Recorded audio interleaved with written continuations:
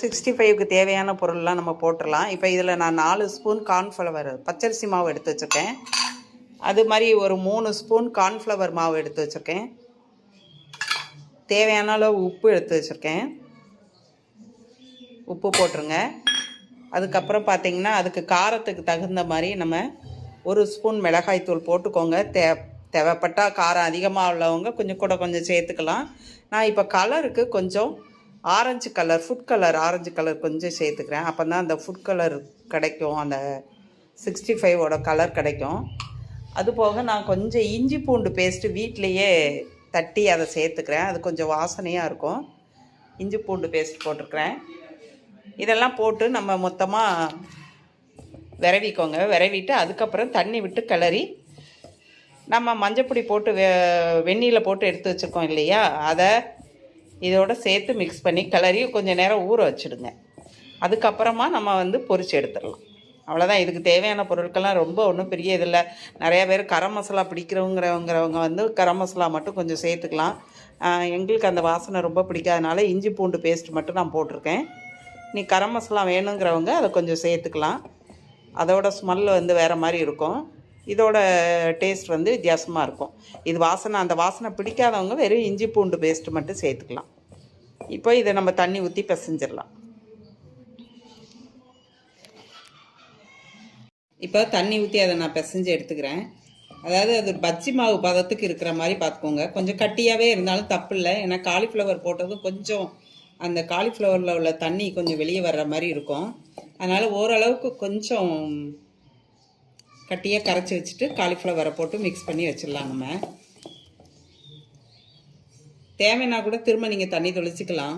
அதனால் முதல்ல நிறையா தண்ணி ஊற்றாதீங்க. நான் இப்போ பாருங்கள் இந்த மாவு பதத்தில் தான் நான் வச்சுருக்கேன். இப்போ நான் காலிஃப்ளவரை போட்டு காமிக்கிறேன். இப்போ நான் அந்த வேக வச்சு இல்லை, வெந்நீரில் போட்டு எடுத்து வச்ச காலிஃப்ளவரை இதோட மிக்ஸ் பண்ணிடுறேன். மிக்ஸ் பண்ணி கிளறி வச்சுருங்க. கிளறி ஒரு 10 நிமிஷம் இல்லை 1/4 மணி நேரம் நம்ம ஊற வச்சிடலாம்.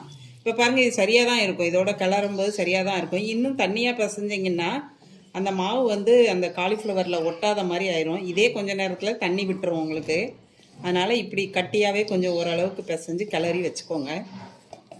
வச்சுட்டு ஒரு 10 நிமிஷம் 15 நிமிஷம் நம்ம ஊற வச்சிட்டோம்னா பொரிக்கிறதுக்கு நல்லாயிருக்கும். அது நல்ல அதோட ஒட்டிக்கும். அந்த மாவு எல்லாமே காலிஃப்ளவரில் ஒட்டி நல்ல இதாகிடும். இப்போ பாருங்கள், அந்த மாவு நான் கட்டியாக இருந்த மாதிரி இருந்திருக்கும் உங்களுக்கு. இது சரியாக தான் இருக்குது பாருங்கள். இதுக்கு மேலே தண்ணியாக ஊற்றுனீங்க எல்லாம் தண்ணியாகிடும். அதனால் இது சரியாக இருக்கும். இப்போ கிளறி நம்ம ஒரு 15 நிமிஷம் ஊற வச்சிடறோம். இப்போ விரவி வச்ச இந்த காலிஃப்ளவர் 15 நிமிஷம் ஆச்சு ஊற வச்சு. இப்போ அதை நம்ம எண்ணெய் காய வச்சுருக்கோம். காஞ்சிருச்சு எண்ணெய், பொரித்து எடுத்துடலாம். இப்போ நம்ம ஒன்று ஒன்றா அப்படியே தனித்தனியாக போட்டுடலாம். நம்ம அதிகமாக ஹீட் இருந்ததுன்னா கொஞ்சம் மீடியம் ஃப்ளேமில் வச்சுக்கோங்க. கருகிரும். ஏன்னா காலிஃப்ளவர் வேகாது, வெளியே மட்டும் கருகிரும் உங்களுக்கு. மீடியம் ஃப்ளேமில் வச்சுக்கோங்க.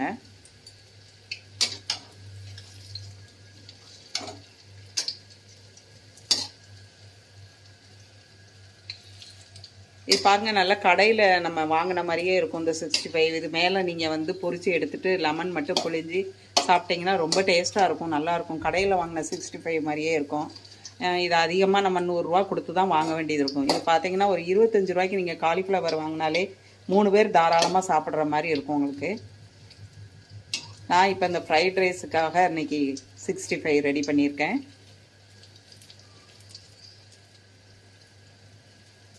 கொஞ்சம் நல்லா வேகட்டும். வெந்ததுக்கப்புறம் காமிக்கிறேன் உங்களுக்கு.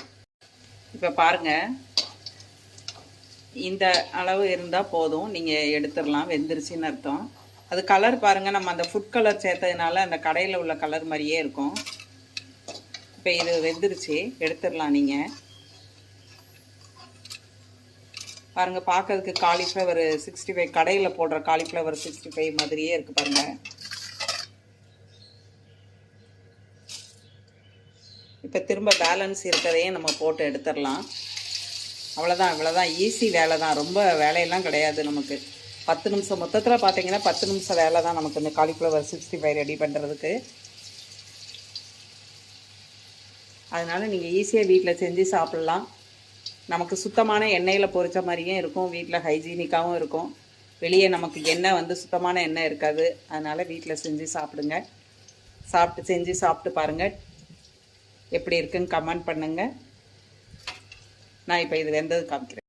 இப்போ பாருங்கள், காலிஃப்ளவர் 65 ரெடி ஆயிடுச்சு. செஞ்சு பாருங்கள், சாப்பிட்டு பாருங்கள், எப்படி இருக்குன்னு கமெண்ட் பண்ணுங்கள், லைக் பண்ணுங்கள், ஷேர் பண்ணுங்கள், சப்ஸ்கிரைப் பண்ணுங்கள். நன்றி, வணக்கம்.